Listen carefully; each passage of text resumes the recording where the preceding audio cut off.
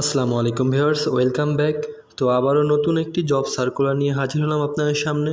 যেহেতু আমরা বিভিন্ন প্রকার এসএসসি, এইচএসসি এবং জেএসসি পাশের জব সার্কুলারগুলো প্রচার করে থাকি, সেক্ষেত্রে আপনাদের অনেকেরই উপকারে আসবে এবং যে কোনো জবের আপডেট পেতে আমাদের চ্যানেলটি অবশ্যই সাবস্ক্রাইব করবেন এবং পাশে থাকা বেল বাটনটি প্রেস করে অল বাটন প্রেস করে দিন, যাতে আমাদের সকল ভিডিও সবার আগে আপনার কাছে চলে যায়। তো বন্ধুরা, শুরু করা যাক।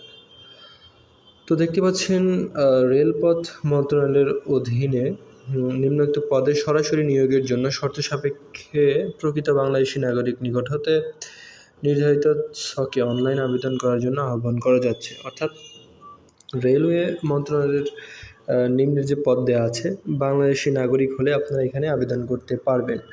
এছাড়া যোগ্যতা এবং পদের নামটা আমি উল্লেখ করছি। এখানে হচ্ছে পদের নাম ও বেতন স্কেল। জাতীয় বেতন স্কেল 2015 অনুযায়ী অফিস সহায়ক পদ, জাতীয় বেতন স্কেল 2015 অনুযায়ী গ্রেড হচ্ছে 20। এটা হচ্ছে 8,250 থেকে 20,010 টাকা পর্যন্ত।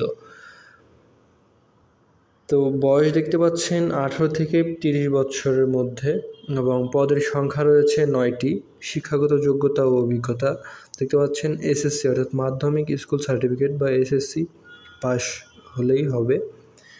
তো যে সকল জেলায় প্রার্থীগণ আবেদন করতে পারবেন, তো তাদের বলছি: ঢাকা জেলা পারবেন, গাজীপুর, নারায়ণগঞ্জ, কিশোরগঞ্জ, ময়মনসিংহ, জামালপুর, নেত্রকোনা, চট্টগ্রাম, কক্সবাজার, নোয়াখালী, রাজশাহী, দিনাজপুর, খুলনা, যশোর, মাগুরা জেলার প্রার্থীগণ আবেদন করতে পারবেন।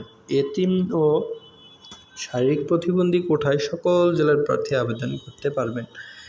এই কয়েকটা জেলা ছাড়া বাকি কেউ আবেদন করতে পারবেন না এখানে।